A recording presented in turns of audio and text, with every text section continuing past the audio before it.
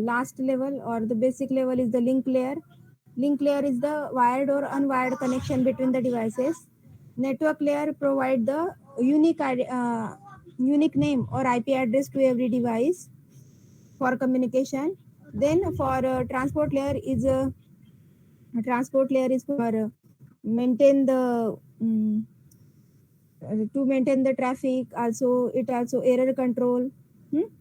तो उसके लिए एरर कंट्रोलिंग के लिए, ट्रैफिक मेंटेन करने के लिए TCP UDP transport layer protocol end to end transport के लिए यूज किया जाता है. And last one is the application layer. Application layer run the appropriate service. Application layer क्या करता है? अप्रोप्रिएट सर्विस को रन करता है. जैसे आपको मैसेज चाहिए था, लास्ट लेक्चर अगर जिन्होंने अटेंड किया होगा तो उनको याद आएगा. मैसेज चाहिए तो MQTT, this one is the application service. HTTP for browser में कुछ ओपन करना है तो जिस फॉर्मेट में आप एप्लीकेशन को शो करना चाहते हो, ब्राउजर में या फिर मैसेज के थ्रू या फिर एनी अदर डेटा ट्रांसफर करना है, फाइल ओपन करना है, तो जिस फॉर्मेट में आपको आउटपुट को शो करना है उस फॉर्मेट का आपका appropriate application layer service run करता है. सभी को थोड़ा सा रिकॉल हो रहा है डायग्राम IoT प्रोटोकॉल? याद आया थोड़ा सा? अभी शॉर्ट में रिकॉल किया मैंने. लास्ट टाइम पूरा डिटेल में बताया था आपको और फिर से एक और बार आपको पढ़ना है. हाँ, तो IoT प्रोटोकॉल मैंने लास्ट टाइम में एक्सप्लेन कर दिया था, उसका रिव्यू ले लिया. अभी आज का नेक्स्ट टॉपिक स्टार्ट करते हैं. और ये वाले जो मैं रेफर कर रही हूँ ये आपका ही इमर्जिंग ट्रेंड्स का मैनुअल है जो MSBT के वेबसाइट पे अवेलेबल है. उसी से मैं एक्सप्लेन कर रही हूँ, डिटेल में दिया है अच्छे से. PPT भी मैंने आपको शेयर करके दिए थे, ग्रुप पे डाले PPT, अगर PPT देखना है आपको. बट ये PDF में डायग्राम्स और एक्सप्लेनेशन दोनों, इसलिए मैं इसको रेफर कर रही हूँ.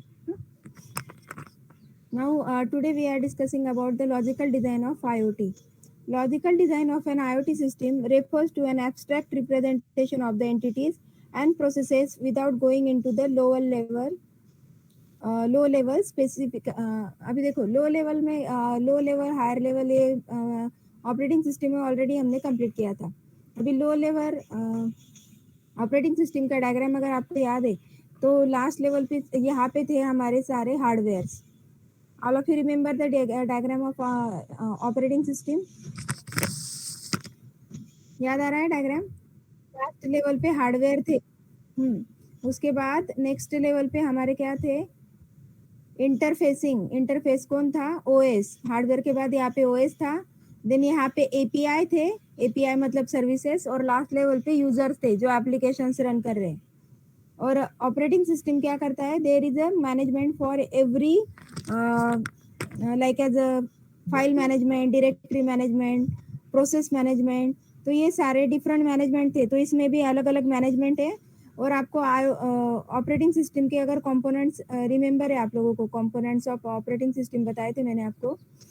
तो ऑपरेटिंग सिस्टम के कंपोनेंट में सिक्योरिटी और नेटवर्किंग का एक कंसेप्ट था. तो सेम वे IoT का जो बेसिक फंक्शनल ब्लॉक डायग्राम है उसमें भी सेम वही पार्ट्स या कंपोनेंट्स है. आप अगर चेक करोगे तो IoT में भी देखो ऑपरेटिंग सिस्टम के जैसे ही IoT इन शॉर्ट, जहाँ पे internet of things with the help of internet things मतलब अलग अलग डिवाइसेस एक दूसरे से कनेक्टेड रहते हैं. They can access the data, exchange the data, sharing the data and communicate to each other by sensing, actuating. These are the various devices under the IoT system. तो यहाँ पे नथिंग बट आप उसको IoT को operating system के साथ compare कर सकते हो.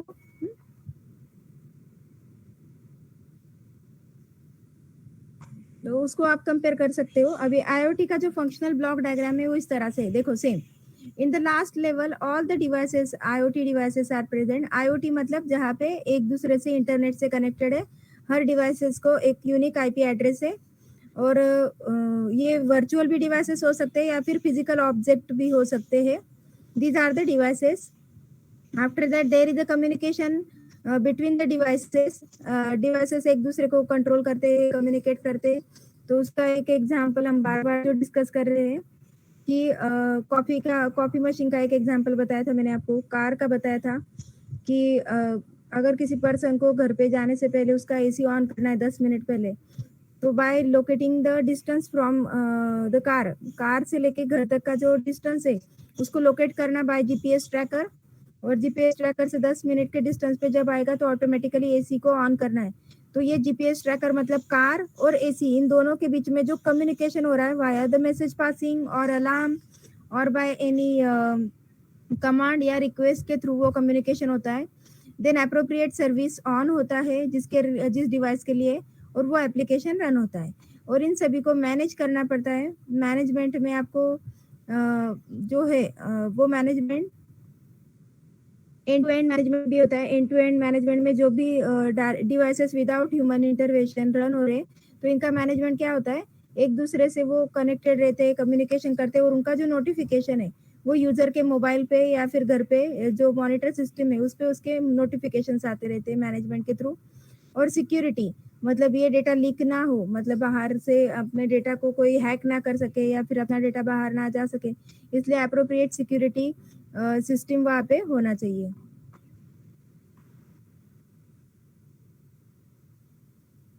Then this part is the security. तो आईओटी के ब्लॉक्स में सबसे पहले आएंगे devices, then the devices can communicate to each other and they perform the appropriate services via the applications, and the management is done by all the devices and security। Management ये server level पे होगा mostly.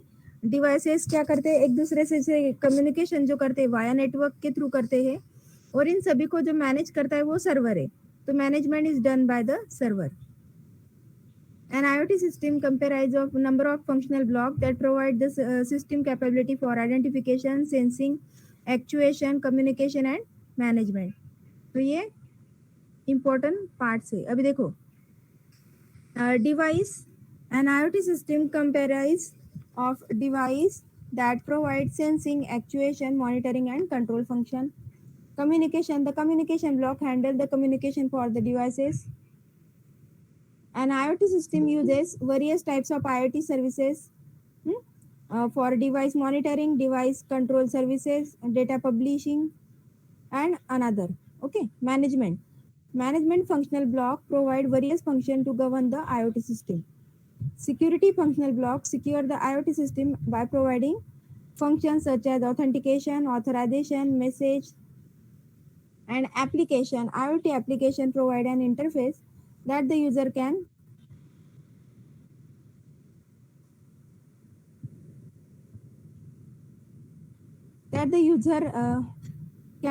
user can use to control and monitor various aspect of the IoT system। मैंने आपको sharp 10:30 को join करने के लिए बोला था, बीच बीच में मुझे आपको ज्वाइन करने में फिर से स्क्रीन पे चेंज करना पड़ता है। आप टाइम पे ज्वाइन हुआ करो। और जितना लेट ज्वाइन करोगे उतना एक टॉपिक एक्सप्लेन करके हो जाता है। Device, communication, services, management, security and application, these are the functional block of an IoT system। अभी IoT के कम्युनिकेशन मॉडल, कम्युनिकेशन कैसे होता है आपको नेटवर्किंग के कम्युनिकेशन मॉडल से आते क्या, हाफ डुप्लेक्स, फुल्ली डुप्लेक्स, याद आ रहा है आपको? नेटवर्किंग में था bidirectional, unidirectional. Communication, communication कैसे होता है याद आ रहा है किसी को? Communication in networking DCCN subject में होगा शायद आपको, कि जब कम्युनिकेशन होता है तो यूनिडायरेक्शनल होता है, क्लाइंट एंड सर्वर या फिर सेंडर एंड रिसीवर के बीच में, सेंडर रिसीवर के बीच में यूनिडायरेक्शनल होता है, हाफ डुप्लेक्स होता है या फिर फुल डुप्लेक्स होता है। अभी याद आया?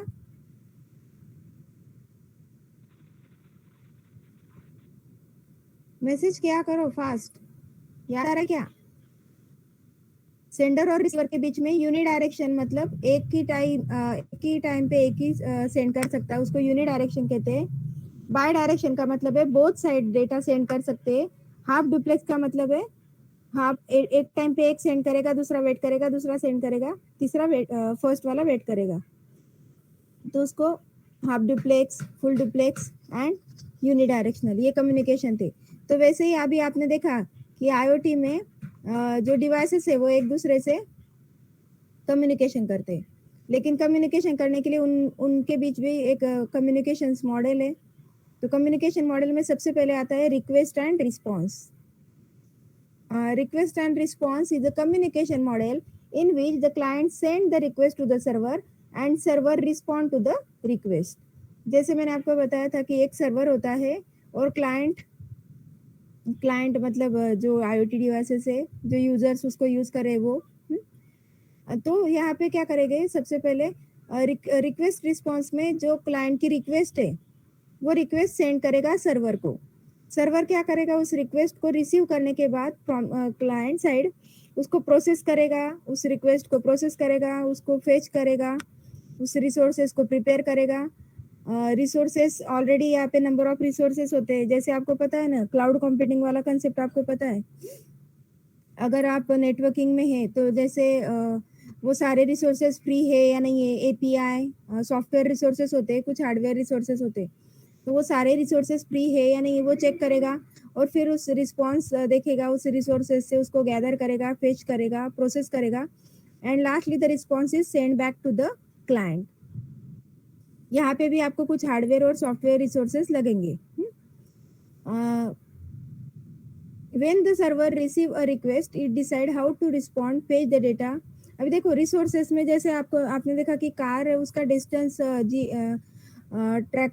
GSM ट्रैकर के थ्रू उसका डिस्टेंस कैच कर रहा है, लेकिन हो सकता है कि एसी उस टाइम पे ऑफ है, उस टाइम पे एसी का नेटवर्किंग का कुछ इशू है, तो उस रिसोर्स तक वो पहुंच पा रहा है या नहीं पा रहा है, वो फेच कर पा रहा है कि नहीं, उसको प्रोसेस कर पा रहा है कि नहीं, ये सारा काम कौन करता है, सर्वर. तो रिस्पॉन्स जब तक रिसोर्सेस तक वो डेटा हैंड ओवर नहीं होता, उसको रिक्वेस्ट जब तक नहीं आगे फॉरवर्ड होता है, जब तक वो से डेटा प्रोसेस नहीं होता है, तब तक वो रिस्पॉन्स क्लाइंट को एक्नॉलेज नहीं करता है. ठीक है. Then this request response is handled by the server. When the server receive a request, it decide how to respond, fetch the data, retrieve resource representation, prepare the response, and then send the response to the client.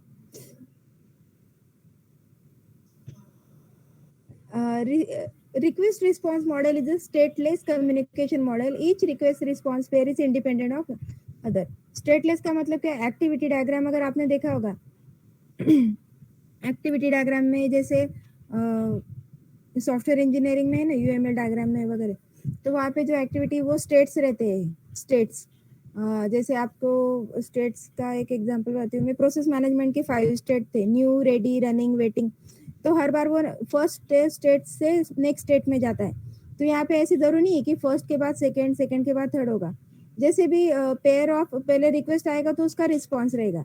तो ये request response जो है वो appropriate request के through response आते जाएगा. जरूरी नहीं है कि आपका हर बार सेम उसका सीक्वेंस फॉलो होना चाहिए. रिक्वेस्ट आप हो सकते हैं बहुत सारे और उसका रिस्पॉन्स आने के लिए हो सकता है कि टाइम लगे, तो जरूरी नहीं कि रिक्वेस्ट रिस्पॉन्स ही उसका स्टेट रहेगा.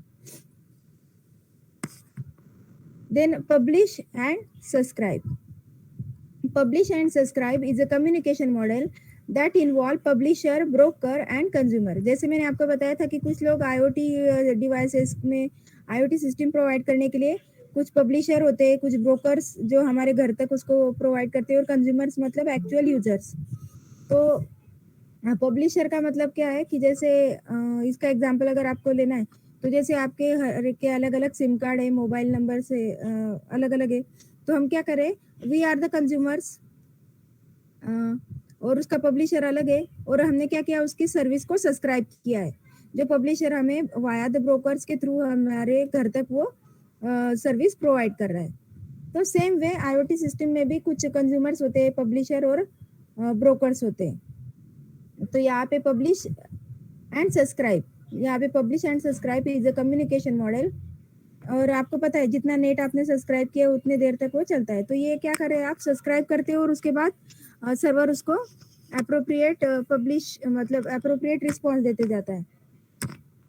Then publish subscribe is a communication model that involve publisher, broker, consumer. Publisher are the source of data.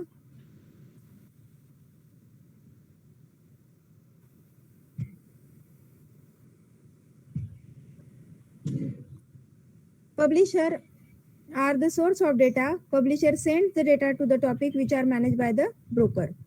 And publisher are not aware about the consumer. अभी देखो यहाँ पे क्या कर रहा है पब्लिशर, डेटा को उसके पास ह्यूज नंबर ऑफ डेटा होता है, वो सिर्फ ब्रोकर को हैंड ओवर करता है। लेकिन अभी जब हैंड ओवर करता है तो उसको पता नहीं रहता एक्चुअल की कंज्यूमर का क्या रिक्वेस्ट था। वो सिर्फ क्या करता है ब्रोकर के रिक्वेस्ट के थ्रू उसको रिस्पॉन्स करते जाता है। Consumer subscribe to the topic which are manage by the broker. When the broker receive data from the topic from the publisher, it sends the data to the subscribe consumer. ठीक है, तो उनके बीच में अभी diagram इस तरह से रहेगा। ये कंज्यूमर से अलग अलग कंज्यूमर 1 2 3, ये ब्रोकर से, और ये पब्लिशर है जिसको आप सर्वर बोल सकते हो। तो जैसे कंज्यूमर का रिक्वेस्ट आएगा तो वो क्या करेगा, ब्रोकर्स के पास उसका सब्सक्राइबर ऑलरेडी सब्सक्रिप्शन करके रखा है ना, तो ब्रोकर का काम है हमें मैनेज करना, अप्रोप्रिएट सर्विसेज प्रोवाइड करना। तो जैसे ही हमारा कोई रिक्वेस्ट आता है, वो सारे जो वो मैसेजेस है वो आगे फॉरवर्ड करता है पब्लिशर को। फिर पब्लिशर के पास huge number of data and services होते हैं, वो सारे आगे फॉरवर्ड करता है ब्रोकर को, and broker is forwarded to the consumer. Publisher को एक्चुअली ये नहीं पता रहता है कि what is the demand by the consumer. It is only give और सेंड द मैसेजेस और information to the broker what is asking by the broker. The broker is the interface between publisher and consumer. There is a no direct communication between consumer and publisher. Okay.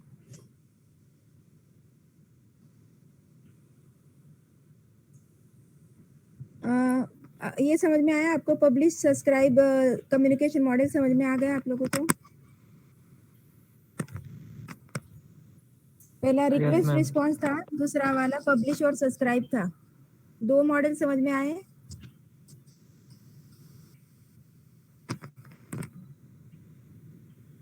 Okay, now we go toward the next, push and pull. आपको ये push pull पता है? Push pop कहते थे आप उसको data structure में। यहाँ पे पुश एंड पुल है। Push pull is a communication model in which the data producer push the data to the queue and consumer pull the data from the queue. जैसे आप बोल सकते हो ना, डालना मतलब पुश करना, एंड वहां से डेटा निकालना, जैसे हम पॉप करते थे, वहां पे पुल वर्ड यूज किया है। और यहाँ पे सारा डेटा कहाँ पे स्टोर होगा? क्यू में। क्यू एक एम्प्टी जैसे आप बोल सकते हो मेमोरी, जहाँ पे ये डेटा स्टोर किया जाता है। Producer do not need to aware of the consumer. Queue help in decoupling and messaging between the producer and consumer. अभी पब्लिशर को अगेन कुछ पता नहीं रहता है कि कंज्यूमर का डिमांड क्या है। सिर्फ यहाँ पे ह्यूज नंबर ऑफ मैसेजेस जो है या फिर इंफॉर्मेशन वो क्यू में पहले से बफर्ड करके रखा है, और वन बाय वन क्यू से डेटा किसको जा रहा है? कंज्यूमर को। Queue also act as a buffer which helps in situation where there is a mismatch between the rate at which the producer pushed the data and the rate at which consumer pulled data. कभी कभी उनका हो सकता है कि server publisher का speed अच्छा है और कंज्यूमर के साइड में जो नेटवर्क यूज करे उसका लो रेट है, तो उस टाइम पे क्या होगा कि यहाँ पे फास्ट मैसेजेस क्यू में आते जा रहे हैं लेकिन कंज्यूमर को नहीं मिल रहे, तो उस टाइम पे Q is the better option. वहाँ पे नंबर ऑफ मैसेजेस आप बफर्ड या स्टोर करके रख सकते हो, और वन बाय वन डेटा फिर कंज्यूमर के पास जाएगा, जिसको कंज्यूमर पुल करेगा और पब्लिशर यहाँ से पुश करेगा। देखो यहाँ से ओनली वन वे एरो दिखाई दे रहा है, इसका मतलब क्या है? One side. कंज्यूमर से क्यू में डेटा नहीं जा रहा है, सिर्फ पब्लिशर से ही डेटा क्यू में जाएगा, मैसेजेस क्यू में जाएंगे और वो क्यू फिर कंज्यूमर एक्सेस करेगा। पुश पुल मॉडल कम्युनिकेशन, ये कंसेप्ट क्लियर हुआ?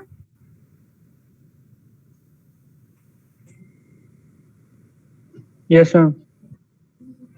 Next push pull, push pop के जैसे ही था ये। अभी exclusive pair. Exclusive pair is a bidirectional fully duplex communication model that uses persistent connection between the client and server. fully duplex. fully duplex का मतलब ही ये रहता है कि both side communication is possible. Once the connection is set up, it remain open until the client send a request to close the connection. जब तक client से request नहीं आता है कि close करो, तब तक क्या रहेगा? ये मैसेजेस उसको सेंड ही करता रहेगा, या फिर जो डेटा है उसको सेंड करता है। Client and server can send a message to each other after connection setup. Exclusive pair is a stateful communication model and the server is aware of all the open connection. ये देखो अभी इसका diagram. Exclusive pair, ये देखो ये client है, ये server है, इनके बीच में बाय डायरेक्शनल है। अभी देखो बाय डायरेक्शनल में क्या रहता है? Both side communication is possible. ये वाला डायग्राम अगर आपने देखा तो इसमें ओनली सिंगल डायरेक्शनल, मतलब only publisher put the data, no consumer is, there is a constraint on consumer, no one can put the data on queue. Okay, तो ये एक्सक्लूसिव पेयर में पहले रिक्वेस्ट फॉर सेटअप, सेटअप जैसे आप landline का ले सकते हो कि फोन लगाने से पहले हमारा कनेक्शन सेटअप होता है, कॉल लगाने से पहले। फिर कॉल जब वो रिसीव करता है सामने वाला पर्सन, तो रिस्पॉन्स जैसे आता है, रिस्पॉन्स मतलब कॉल रिसीव करना, तो मैसेजेस उनके बीच में कम्युनिकेशन होता है, messages from client to server, server to client, both side हम बातें करते हैं ना फोन कॉल करने के बाद। तो वैसे ही यहाँ पे दिया है कि जैसे सबसे पहले रिक्वेस्ट टू सेटअप, पहले हम कॉल करेंगे तो वैसे इस पहले सेटअप के लिए रिक्वेस्ट आएगा, फिर सर्वर उसको रिस्पॉन्ड करेगा, मतलब कनेक्शन एस्टेब्लिश होगा, then message from client to server, server to client exchange होगा, एंड कनेक्शन क्लोज रिक्वेस्ट जब क्लाइंट से आएगा, जब हम कॉल रखते हैं तो सेम वे कि कनेक्शन जब क्लोज करना है तो क्लाइंट से ही रिक्वेस्ट जाएगा, और जैसे ही रिक्वेस्ट जाएगा तो सर्वर उस कनेक्शन को क्लोज करेगा। तो उसको एक्सक्लूसिव पेयर कम्युनिकेशन कहा जाता है, जहाँ पे बाय डायरेक्शनल मतलब both side communication is possible. Now these are the communication model. पहला कौन सा था, उसको नाम रिकॉल करते हैं। आईओटी कम्युनिकेशन मॉडल में सबसे पहले आता है रिक्वेस्ट रिस्पॉन्स, देन सेकेंड आता है publish and subscribe, then next आता है push and pull, then exclusive pair. ये 4 कम्युनिकेशन मॉडल थे। अभी कम्युनिकेशन मॉडल के साथ हमें एपीआई भी लगते हैं। आपको कम्युनिकेशन मॉडल क्लियर हुए 4?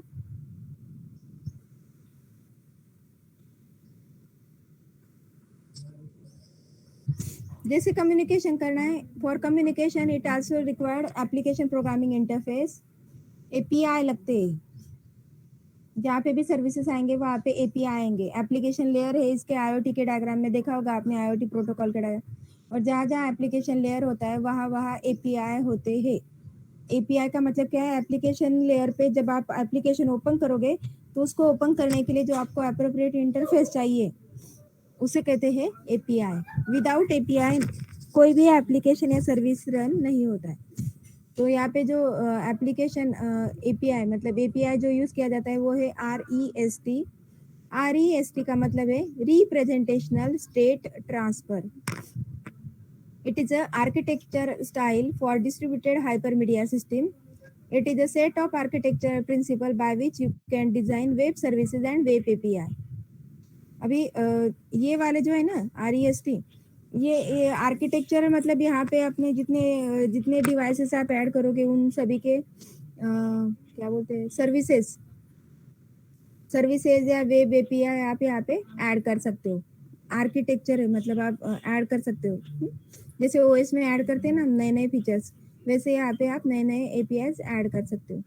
Web APIs that focus on system resources, how resources states are addressed and transferred. Okay, तो यहाँ पे क्या क्या होता है आर्किटेक्चर मतलब सबसे पहले होता है client server. By separating the user interface concern from the data storage concern, we improve the portability of user interface across multiple platform and improve scalability. अभी यहाँ पे क्लाइंट और सर्वर अलग अलग होते हैं जो एक दूसरे से वाया इंटरफेसिंग कम्युनिकेशन करते हैं। तो उसकी वजह से क्या रहता है कि ये पोर्टेबल है, इम्प्रूव स्केलेबल है। स्केलेबल का मतलब है कि जितने नंबर ऑफ आप एपीआई ऐड करना है उतने ऐड कर सकते हो। तो सेपरेट सेपरेट सर्वर और क्लाइंट होने से उसका सिंप्लीफाइड वर्जन सिंप्लीफाइड होता है वो। स्टेटलेस मैंने अभी आपको बताया कि हो सकता है कि कभी जरूरी नहीं कि रिक्वेस्ट के बाद रिस्पॉन्स आना चाहिए। अगर स्लो कनेक्शन है तो बहुत सारे रिक्वेस्ट जाएंगे और उसके बाद उसका रिस्पॉन्स आएगा, तो स्टेटलेस है। जिस तरह से रिस्पॉन्स आएगा उस तरह से उसका आंसर आएगा। जैसे न्यू के बाद रेडी ही आना चाहिए, इट्स नॉट इसेंशियल, तो उसको स्टेटलेस कहा है। मतलब रिक्वेस्ट के बाद रिस्पॉन्स ही आएगा, इट्स नॉट नेसेसरी, मतलब आप रिक्वेस्ट करके रख सकते हो number of request. Cacheable, cache constraint require that the data within a response to a request be explicitly labeled as a cacheable or non-cacheable. If a response is cacheable, then the client cache is given the right to reuse that response. Cache अगर use किया तो वो client क्या करेगा, client मतलब cache मतलब एक बोल सकते हो आप मेमोरी, जिस मेमोरी में अगर आपने रिस्पॉन्स होल्ड करके रखा तो वही रिस्पॉन्स आप फ्यूचर में फिर से यूज कर सकते हो, कैचेबल अगर बनाए तो। नॉन कैचेबल भी बना सकते हैं या फिर कैचेबल भी बना सकते हैं। यूनिफॉर्म इंटरफेस होता है by applying the software engineering principle of generality to the component interface, the overall system architecture is simplified and the visibility of interaction is improved. Uniform मतलब हर, जैसे आपको पता है ना, प्रोसेसेस अगर नंबर ऑफ रिक्वेस्ट आते हैं तो फेयरनेस होना चाहिए, हर एक को इक्वली ट्रीटमेंट मिलना चाहिए। जैसे डेडलॉक का कंसेप्ट, अगर किसी ने अगर रिसोर्सेस होल्ड करके रखे तो बाकी वाले को कभी नहीं मिलेंगे। तो यूनिफॉर्म इंटरफेसिंग होना चाहिए सभी के साथ। और इसकी वजह से क्या रहेगा कि सिंप्लीफाइड रहेगा, इजीली हर एक को फेयर ट्रीटमेंट मिलेगा। देन लेयर्ड सिस्टम है। लेयर्ड आपको पता है ये वाला कंसेप्ट कि एक के ऊपर एक नंबर ऑफ एपीआई स्टोर्ड रहते हैं। सबसे ग्राउंड लेवल पे डिवाइसेस होते हैं, उसके बाद इंटरफेसेस होते हैं, देन नेक्स्ट लेवल पे एप्लीकेशंस होते हैं। तो ये लेयर्ड सिस्टम है आर्किटेक्चर का। ये यही डायग्राम है। ये एपीआईज इस तरह से स्टोर किए जाते हैं। एंड कोड ऑन डिमांड, ये ऑप्शनल है। REST also allow client functionality to be extended by downloading and executing code in the form of applet or script। तो आप डायरेक्टली यहाँ पे जिस कोड को आपको क्लाइंट का फंक्शनलिटी अगर बढ़ाना है तो आप डाउनलोड और एग्जीक्यूट कर सकते हो, कोई भी कोड, कोई भी एप्लेट, स्क्रिप्ट्स। मतलब ये जैसे स्केलेबल वर्ड यूज किया है ना, तो स्केलेबल की वजह से आप कोई भी उसमें किसी भी टाइम पे एपीआई ऐड कर सकते हो।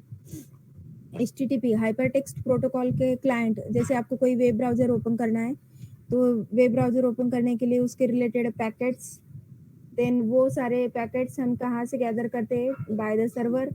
और सर्वर क्या करता है, before processing the request it gather all the resources, either software resources और आइदर हार्डवेयर रिसोर्सेज। अभी आपको कोई फाइल ओपन करना है तो again it required some software resources.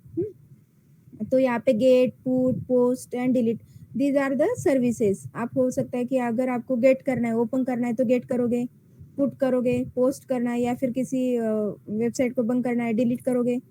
तो ये सारे उसके सर्विसेज है जिसको हम सिस्टम कॉल वर्ड यूज करते हैं, सिस्टम कॉल।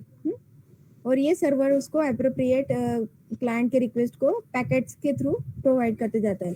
और ये सारे उसके URIs है। Universal resource interfaces, universally huge number of interfaces are so locator is there। वो क्या करते हैं, सारे रिसोर्सेज होल्ड करके रखते हैं। और ये क्लाउड के थ्रू, क्लाउड में मतलब ये इंटरनेट पे ये सारे रिसोर्सेज है, वहां से सर्वर लेता है, फिर पैकेट के थ्रू ये सर्विसेज क्लाइंट को हैंड ओवर करता है। ओके। और इसमें ये वाला डायग्राम इसके लिए दिया है कि आप कोई भी सर्विसेज यहाँ पे, कोई भी सर्विसेज आप इजीली यहाँ पे पुट कर सकते हो या फिर ऐड कर सकते हो with the help of REST API। ये डायग्राम है, देखो। पहले क्लाइंट रिक्वेस्ट करता है सर्वर को, देन सर्वर रिस्पॉन्स करता है उसको, एंड अगेन उसमें अगर आपको कुछ गेट, पुट, अपडेट, डिलीट कुछ भी करना है तो वो अगेन रिक्वेस्ट करता है सर्वर को और सर्वर उसको रिस्पॉन्स करता है। आपने कुछ डिलीट किया, आपका कोई अकाउंट है, एप्लीकेशन है, उसको डिलीट कर रहे हो, गेट कर रहे हो, उसका डेटा देख रहे हो, तो ये क्लाइंट और सर्वर के बीच में कम्युनिकेशन है। ये देखो, ये गेट मेथड है, फिर कलेक्शन URI, देन पहले list of all the resources in a collection, then get element URI, get information about a resource. पहला वाला जब आता है तो कलेक्शन चेक करते हैं कि जहाँ पे huge number of URI already present है, उसमें से एक एप्रोप्रिएट रिस्पॉन्स को आगे फॉरवर्ड करते हैं। पोस्ट आया तो फिर से पोस्ट करने के लिए हमें क्रिएट करना पड़ेगा, क्रिएट अ रिसोर्स जनरली, उसके बाद पोस्ट करते हैं। देन पुट करना है तो पुट करने के लिए replace the entire, then update the resource. तो जैसे मेथड आएगा उस तरह से उसको वर्क करेगा। डिलीट आएगा तो डिलीट द एंटायर कनेक्शन या फिर डिलीट अ पर्टिकुलर रिसोर्स। तो ये क्या कर रहा है कि huge number of resources are there in collection, appropriate element is deleted in element URI। ये उसके एग्जांपल्स दिए, आपको देखने होंगे तो डिटेल में। आता नेक्स्ट ये वाले जो कंसेप्ट है ये आपके इसमें दिए हैं, सिलेबस में है, इसलिए मैं सारे एक्सप्लेन कर रही हूँ। और थोड़ा डिटेल में दिया, डिटेल मतलब डायग्राम अगर समझ में आएगा तो ज़्यादा कुछ प्रॉब्लम नहीं है। Diagram REST application programming interface अगर समझाए तो दूसरा रहता है web socket based communication API। Web socket API allow bidirectional full duplex communication between client and server. WebSocket API follow the exclusive pair communication. अभी मैंने बताया था bidirectional का मतलब exclusive pair. यहाँ पे both side communication is possible. First set up the connection, then server accept the response, then data frame exchanging of messages जहाँ पे data frame के through messages send हो रहे, and connection close के लिए हमेशा request कौन करता है, client, and after that server close the connection.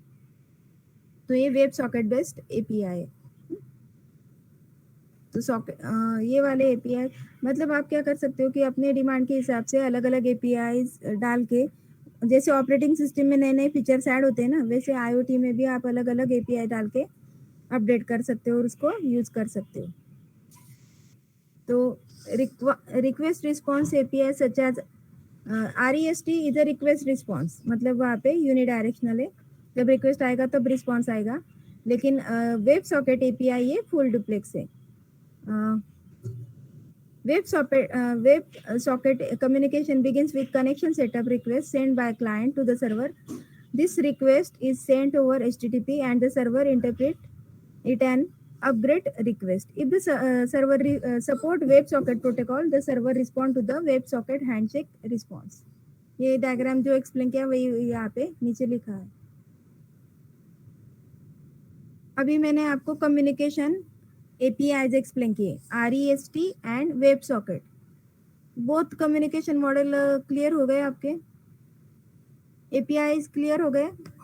REST representational architecture application programming interface जो यूनिडायरेक्शनल है, और दूसरा है वेब सॉकेट जो बाय डायरेक्शनल है, बोथ साइड कम्युनिकेशन पॉसिबल है।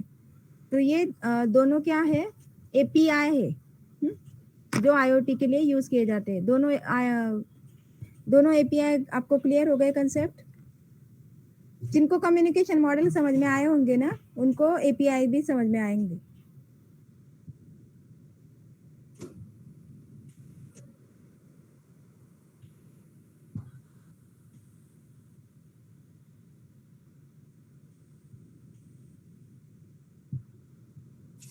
तो अभी यहाँ तक अभी देखो, सबसे पहले हम फिर से थोड़ा सा रिकॉल करते हैं। IoT में लगेंगे डिवाइसेस के बाद लगेंगे protocols.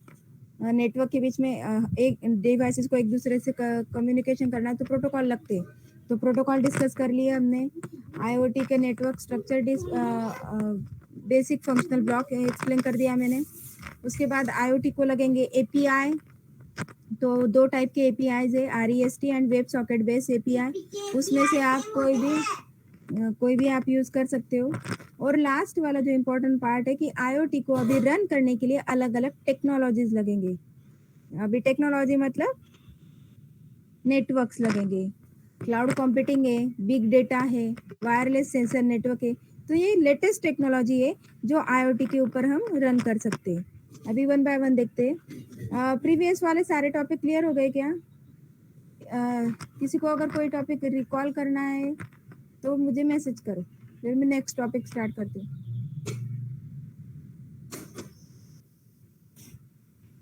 Anyone need to repeat any previous topic?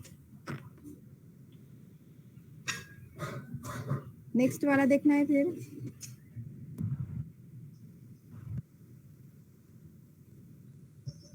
Next start करूँ ना?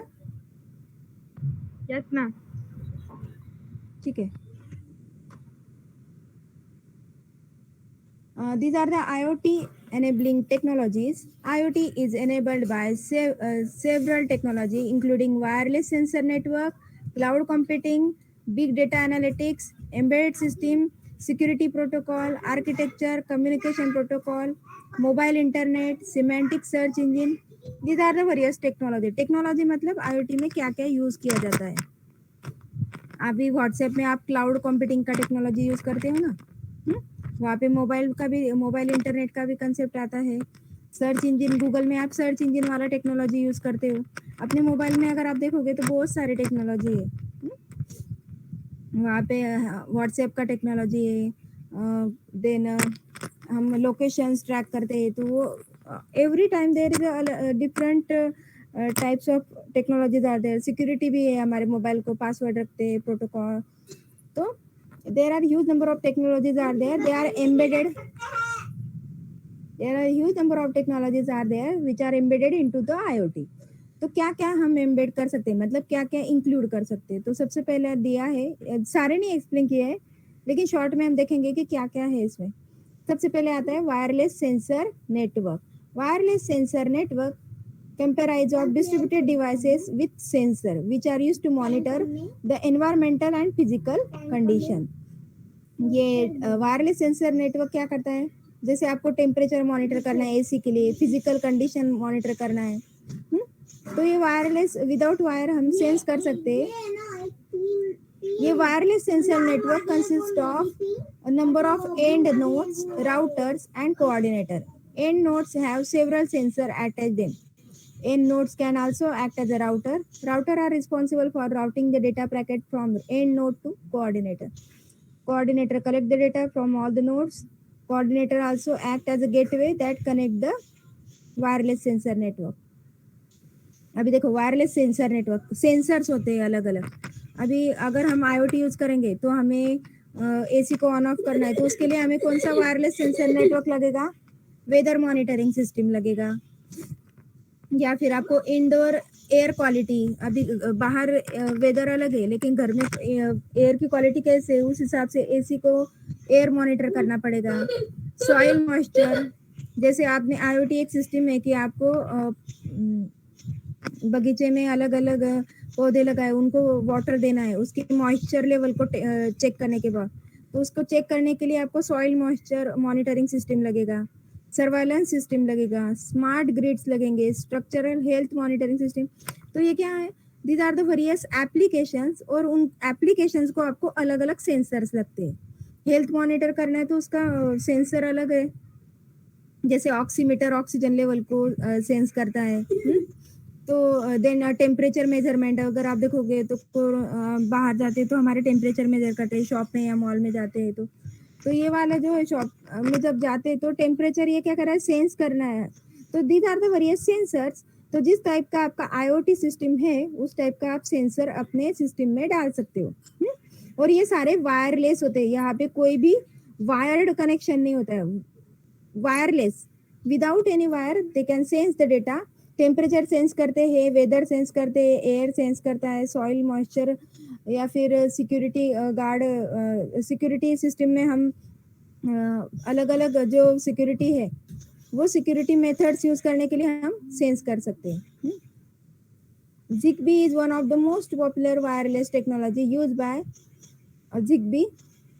Zigbee वाला ये जो है ना, ये मुझे अभी याद आ गया, मैं जब BE में थी लास्ट ईयर में, तब मेरा सेमिनार टॉपिक यही था, Zigbee है ना, लाइक एज ए ब्लूटूथ होता है लेकिन वो इतना पॉपुलर नहीं हुआ था जैसे ब्लूटूथ अभी तक हम यूज करते, लेकिन इसको यूज नहीं करते ज्यादा. इसका नाम है ना एक्चुअली Zigbee यूज करने की जगह पे इसको ज्यादातर जगह पे IEEE 802.15.4 इस तरह से इसका वायरलेस नेटवर्क यूज किया जाता है. तो इसलिए हम Zigbee से ज्यादा फैमिलियर नहीं है. अभी आप लोगों को ब्लूटूथ पता है, ब्लूटूथ में हम क्या करते हैं, एक मोबाइल से दूसरे मोबाइल में विदाउट एनी वायर हम डेटा को सेंड कर रहे हैं. तो यहाँ पे हम एक जगह से दूसरी जगह पे डेटा जैसे सेंड करते हैं विदाउट एनी वायर, तो Zigbee का है ना ब्लूटूथ से ज्यादा, मतलब ज्यादा डिस्टेंस तक Zigbee वर्क कर सकता है और ज्यादा उसका स्पीड भी ज्यादा है, ज्यादा फ्रिक्वेंसी के हाई स्पीड देन ब्लूटूथ. वहां से आप डेटा को सेंड कर सकते हो 10 to 100 मीटर्स तक. लेकिन ब्लूटूथ का जो है ना वो लिमिटेड डिस्टेंस के लिए होता है. एक्चुअली ब्लूटूथ से अच्छा Zigbee है, Zigbee की ज्यादा कैपेसिटी है, लेकिन क्या है ना उसको ज्यादा पॉपुलर किया नहीं गया है Zigbee वर्ड को. उसको क्या वर्ड से मतलब मोस्टली ये हमारे बुक्स में वगैरह ये ज्यादातर इसकी जगह पे जिग्बी की जगह पे IEEE 802.15.4 ये वाला वर्ड यूज किया जाता है। ओके, तो ये वायरलेस सेंसर नेटवर्क है। तो ये वायरलेस सेंसर नेटवर्क है। जिग्बी इसको इसके लिए कहते हैं कि जैसे जिग्बी बीज आपको पता है ना, हनी बी, तो वो कैसे आपने घर की तरफ राउंड राउंड घूमते रहते हैं, तो वैसे ही इरेटिक पैटर्न्स ऑफ बीज, जैसे उनके आजू बाजू में एक नेटवर्किंग क्रिएट हो जाता है एक दूसरे से, तो वैसे ही आप एक within some distance we can exchange the data, उसको जिग्बी ऐसे वर्ड यूज किया था। लेकिन उस जगह पे फिर wireless sensor network word use करना स्टार्ट कर दिया अभी। It is higher capacity than the Bluetooth. अभी ये अगर आपको मॉनिटर करना है, हेल्थ मॉनिटर करना है, टेम्परेचर या, तो उसके लिए कुछ लिमिटेशन है ना। 100 मीटर के ज्यादा डिस्टेंस तक आप कैसे मॉनिटर करोगे, इतने दूर से मॉनिटर हो ही नहीं पाएगा। तो there is some limitation also. अगर आपको करना है तो उसका डिस्टेंस के अंदर होना चाहिए वो सेंस करने के लिए। डिस्टेंस के बाहर जाएगा तो सेंस नहीं कर पाएंगे। Next is the cloud computing. Cloud computing is a transformative computing paradigm. Cloud computing ये हमारा सबसे फैमिलियर वर्ड है जिसको हम बार बार यूज कर रहे हैं। क्लाउड कंप्यूटिंग में 3 टाइप के एस होते हैं, सर्विसेज होते हैं। 3 टाइप के सर्विसेज होते हैं, IaaS, PaaS and SaaS. These are the services. Okay, तो सर्विसेज में सबसे पहले होता है इंफ्रास्ट्रक्चर। क्लाउड कंप्यूटिंग रन करने के लिए हमें लगेंगे infrastructure. Infrastructure as a service provide the user the ability to provision computing and storage resources. These resources are provided to user as virtual machine instance. Infrastructure का मतलब क्या रहता है? जैसे आप बोल सकते हो कि फायरवॉल, सिक्योरिटी, ये इंफ्रास्ट्रक्चर है ना, नेटवर्क, तो ये इंफ्रास्ट्रक्चर लगेगा। फिर प्लेटफॉर्म लगेगा। Platform as a service provide the user the ability to develop and deploy application in the cloud using the development tool, application programming interface। ये प्लेटफॉर्म है जिस प्लेटफॉर्म पे ये क्लाउड रन करेगा। सॉफ्टवेयर लाइब्रेरी, सर्विसेज, ये सारे आपके platform में आते हैं। ये उसके नेम दिए इतने सारे, cloud B, Salesforce, Google app. Software as a service, अभी हर क्लाउड कंप्यूटिंग पे अलग अलग सॉफ्टवेयर रन होते हैं। Software as a service provide the user a complete software application और the user interface to the application interface. The cloud service provider manage the underlying cloud infrastructure including server, network, operating system, storage, application, software. Actually ये वाला topic आप लोगों को बहुत बार seminar में या फिर पोस्टर प्रेजेंटेशन में आया है। क्लाउड कंप्यूटिंग, तो उसके 3 सर्विसेज होते हैं। पहले इंफ्रास्ट्रक्चर लगता है, फिर प्लेटफॉर्म लगता है और फिर सॉफ्टवेयर सर्विसेज लगते हैं। ये तीनों वर्ड्स आपके हो चुके हैं बार बार। ये वाला थोड़ा सा नहीं है, आपको ये पता नहीं होगा। Big data. Big data analytic is the process of collecting, organizing and analyzing large set of data called big data। जहाँ पे ह्यूज डेटा होता है, बिग डेटा, जिसको एनालिसिस करना बहुत बड़ा टास्क रहता है। तो उस टाइम पे यहाँ पे आप कह सकते हो उसको big data. To discover pattern and other useful information, big data analytic can help organization to better understand the information. अभी लेटेस्ट अगर बिग डेटा एक एग्जांपल लेना है तो आपको पता है कोरोना का स्ट्रेन कितना चल रहा है, कितने सारे पेशेंट्स बढ़ गए। तो वो क्या करते हैं, ह्यूज डेटा है हमारे पास अभी, करोड़ों लोगों को हुआ है, तो उनमें क्या सिम्टम्स थे, किस टाइप के प्रॉब्लम्स आ रहे हैं, ऑक्सीजन लगता है। तो ये क्या करें, हमने ह्यूज नंबर ऑफ डेटा से कॉमन सिम्टम्स को कैचअप किया, कॉमन इंफॉर्मेशन को गैदर किया और उसके थ्रू हम क्या करते हैं, फिर उस सिम्टम्स को हमें क्या बोलते हैं, हटाने के लिए हम वैक्सीन बनाते गए। तो अलग अलग सिम्टम्स चेक किए पहले, तो ये ह्यूज नंबर ऑफ लोगों में सेम सिम्टम्स अगर आए और वैक्सीन देने के बाद क्या क्या उनका रिस्पॉन्स आया, तो ये सारा क्या रहता है, ये बिग डेटा एनालिटिक्स है, जहाँ पे ह्यूज नंबर ऑफ डेटा के ऊपर हम वर्क कर सकते हैं, जहाँ से हम डेटा गैदर करके अप्रोप्रिएट प्रिडिक्शन या फिर इंफॉर्मेशन गैदर करके उसको आइडेंटिफाई कर सकते हैं। ठीक है, तो करंटली सिचुएशन में ये यही कर रहे हैं अभी। बिग डेटा का इससे ज़्यादा अच्छा एग्जांपल नहीं है मेरे पास। बिग डेटा बिजनेस में भी यूज करते हैं। तो analyst working with the big data typically want the knowledge that comes from analyzing the data. Big data analytics involves several steps starting from data cleansing, data mugging और wrangling and data processing। अभी ये वाले words आपको नहीं पता होंगे, तो मैं इतना बताती हूँ कि पहले डेटा को क्लियर करते हैं, मतलब इनवैलिड डेटा जो होता है ना, या फिर गलत डेटा भी रहता है, तो उसको पहले क्लीन करना, मीनिंगफुल और इंफॉर्मेटिव जो डेटा है, जो कंप्लीट डेटा है, उसको हैंडल करना, उससे डेटा प्रोसेस करना और विजुलाइज करना, ये रहता है बिग डेटा एनालिसिस। अभी देखो हमारे, अगर आपने एक वेबसाइट देखा होगा तो उसमें कोरोना के डिटेल्स आते रहते हैं कि हर कंट्री में कितना चल रहा है, कितने पेशेंट्स है, कितने एक्टिव केसेस है। तो ये क्या कर रहा है कि जो वेबसाइट की डिटेल्स है उससे उसको अपडेट करते जा रहा है। तो यहाँ पे big size of data available है नेटवर्क पे, उस बेसिस के ऊपर रिसर्चर, उस बेसिस पे हम क्या करते हैं फिर आंसर को अपडेट करते जाते हैं।